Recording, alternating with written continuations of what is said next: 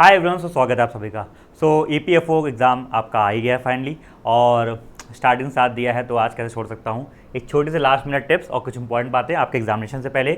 आपका एग्जामिनेशन 18, 21, 22, 23 4 दिनों में होने वाला है, ये आप सभी को पता है। सेकंड शिफ्ट आपकी दो शिफ्ट में होगा, एक ये मॉर्निंग है, एक ये इवनिंग शिफ्ट है, ठीक है। बस ये ध्यान रखना कि आपका गेट क्लोजिंग टाइम 1:30 है, और ये एसएसए वाले एपीएफ वाले नाम बिल्कुल मानते नहीं है। तो आप एक काम करना कि 1:30 बजे, मतलब 1:30 भूल जाओ, 1 बजे मान के चलो। आप 1 बजे जो आपका रिपोर्टिंग टाइम दिया है, 18 वाला जो भी दिया है, उसके पहले ही पहुंच जाना। ये जरूर कर लेना, ये गलती मैं कर चुका हूँ तो उसका भुगताना बहुत मुश्किल हो जाता है, ठीक है। टाइम से पहुंच जाना, ठीक है, ये इंपॉर्टेंट बात है। दूसरी बात, आज के इस बार ईपीएफओ में एक पहली बार ऐसा हुआ है, जनरली नहीं होता है, कि थोड़ा सा यूनिक चीज़ ये है कि आपका लेफ्ट थंब इंप्रेशन आपको पहले से करके जाना होगा। लेफ्ट थंब इंप्रेशन अपना पहले से लगा के जाना, ये बात इसमें लिखी हुई है साफ साफ। और 2 फोटो लगाना, 1 फोटो, सॉरी 2 फोटो चाहिए, 1 फोटो लगा लीजिएगा, 1 फोटो लेके जाइएगा। ये आप सभी को पता होगा, थोड़ा सा इंपॉर्टेंट था इसलिए मैंने बता दिया। Now coming to most important part, कि आपका जनरल एप्टीट्यूड और ये पेपर को अटेम्प्ट कैसे करोगे। इससे पहले छोटा सा की टेकअवेज ले लेते हैं आपके स्टेनो से। स्टेनो की मैं बात करूँ, आप सभी लोग का स्टेनो का पेपर हुआ था, आप सभी ने देखा होगा। थोड़ा मोड़ा आइडिया हम ले सकते हैं कि ईपीएफओ वहाँ पे क्या कर रहा था। तो ईपीएफओ की मैं बात करूँ तो जो आपका टेकअवेज है स्टेनो से, वो ये है कि जो आपकी इंग्लिश की मैं बात करूँ, क्योंकि यहाँ पे सबसे ज़्यादा जो हमारा इंपॉर्टेंस होगा वो इंग्लिश को होगा। 50 नंबर की इंग्लिश, अकेले 1/3 पेपर आपका इंग्लिश है, ठीक है। तो वहाँ पे इंग्लिश का जो लेवल था वो आपका इजी टू मॉडरेट रहा था। जहाँ पे एक बात और मुझे देख के अच्छा लगा कि मैक्सिमम क्वेश्चन आपके एलिमिनेशन से हो जा रहे थे, ठीक है। तो अगर आपने एसएससी वाली ग्रामेटिकल वाली इंग्लिश पढ़ी होगी, आराम से आप एलिमिनेशन कर लोगे। एरर वालों में भी ध्यान रखिएगा, जो आपके प्रीपोजिशन वगैरह क्वेश्चन थे, इन पे बहुत ज़्यादा आए थे।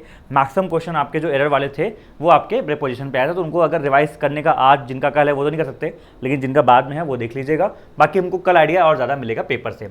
ईडियम्स वो कैप थोड़ी सी आपके, मैंने देखा कि आपकी सीजीएल की प्रीवियस ईयर्स की भी काफ़ी आ रही थी, एसएससी वगैरह की। तो प्रीवियस ईयर कोई कंपाइलेशन वीडियो मिल जाए प्रीवियस ईयर का, छोटा सा वहाँ देख सकते हो। टाइम जो आपका थोड़ा बहुत बचा है उसमें क्या कर सकते हैं वो दिख रहे थे। क्वांट में एक चीज़ देखने को मिली कि आपके मैक्सिमम फिलहाल वहाँ पे क्वांट रीजनिंग कंबाइंड रहता है ना, तो मैक्सिमम वहाँ पे अरिथमेटिक क्वेश्चन थे। तो ये भी हो सकता है कि आप लोग को जो बैंकिंग वाले हो, आपने अरिथमेटिक अच्छे से पढ़ रखी है, पढ़ाई दिया मैंने आप सभी को, ठीक है।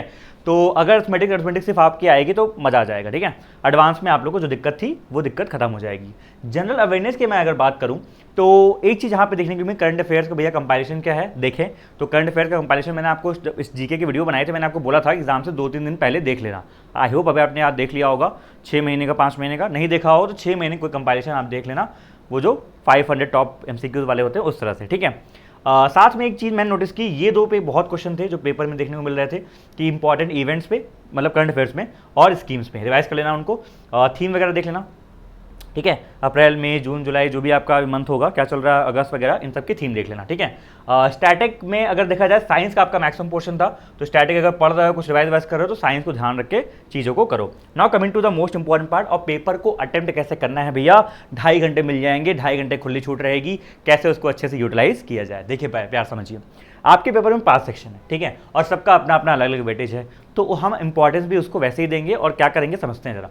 सबसे पहले मान लो आपके सामने रीजनिंग आता है, तो रीजनिंग की मतलब जो भी आएगा, लेकिन अगर रीजनिंग जब आप करोगे तो रीजनिंग में 30 क्वेश्चन है, उसको आराम से आप बना सकते हो 35 मिनट के अंदर। तो ये मोटा मोटा मतलब बता रहा हूँ, ये नहीं कि 35 का मतलब बोल दिया भैया 35 में हटो वहाँ से, ऐसा नहीं। 34, 35, 36 मिनट तक इसको आराम से खत्म कर लेना। फिर जीके जी की बात करें, जीके जी में क्या होता है, सिर्फ आपको रीड करके आंसर आता है तो लगा दिया, नहीं आता तो आपको दिमाग की माथापच्ची नहीं करनी। तो एक तो हो गया, आपको 10 से 15 मिनट आपको जीके में इन्वेस्ट करने हैं। क्वांट की बात करूँ, देखो क्वांट आपका, देखो अच्छा, जो अर्थमेटिक आपका वहाँ पे आया था, इसका पूछोगे नहीं भैया लेवल क्या था, इसका जो आपका लेवल था वो कहीं ना कहीं आपका कुछ क्वेश्चन आपके मॉडरेट लेवल के थे, ठीक है, सीआई वगैरह के, बाकी आसान थे, स्टेनो के हिसाब से मतलब मॉडरेट थे, ठीक है। तो मैं कहता हूँ कि आपकी क्वांट कैसी भी आ जाए, 30 क्वेश्चन है, आप टारगेट तो पूरा 30 क्वेश्चन रखना, टारगेट तो पूरा 30 क्वेश्चन रखना। सिंप्लीफिकेशन मैंने मॉक्स आपको करवाए ना बहुत सारे, चाहे सिंप्लीफिकेशन हो, चाहे वो हो आपका अरिथमेटिक, कुछ भी आ जाए, आराम से इसको टाइम दो 40 से 45 मिनट का, 40 to 45 मिनट का टाइम दो, और इसको पूरा निपटाओ। फिर कमिंग टू इंग्लिश, अब इंग्लिश में देखो, जिनकी इंग्लिश तेज है, जिनकी इंग्लिश अच्छी है, जिनकी इंग्लिश बेटर है और लोगों से, उनके लिए 50 मिनट बहुत लग रहा होगा, अरे 50 मिनट बहुत है।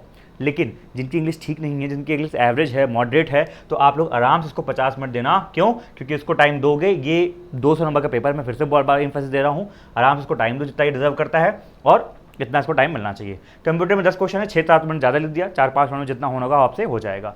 तो ये था आपका टाइम डिस्ट्रीब्यूशन मोटा मोटा। बाकी आप अपनी स्ट्रेंथ के हिसाब से थोड़ा उसको कस्टमाइज कर लेना, लेकिन अगर एक आइडियल टाइम डिस्ट्रीब्यूशन देखा जाए तो वो ऐसा ही होना चाहिए। मैं होता आपकी जगह तो ऐसे ही देता, इंग्लिश को आराम से टाइम देता, जो भी चीज़ें आपकी इडियम फ्रेजेस उसको 2 बार सोचो, अगर उसमें कुछ और देख सकते हो और सोच लो। बाकी मैथ्स को कंप्लीट कर लिया, ये हो गया, ठीक है। सेक्शनल कट ऑफ होगी, इस बात का ध्यान रखना, तो कुछ छोड़ मत देना, ठीक है। और आपका नेगेटिव मार्किंग साथ में है, ये आपने सब जानते होंगे। एक लास्ट बात आपसे करूंगा और वो होगी हमारा लास्ट मिनट टिप्स, कि देखो आपके सामने 2.5 घंटे का पेपर खुला होगा, ठीक है। और 2.5 घंटे के पेपर में अपन को ये दिमाग में रखना कि 2.5 घंटे में हम लोग ना कई बार बह जाते हैं और अपना टाइम वेस्ट कर देते हैं, जीके खोल लिया, कभी वो खोल लिया, क्योंकि हमारे पास आज़ादी होती है, तो ये कहीं ना कहीं नेगेटिवली भी इम्पैक्ट कर जाता है।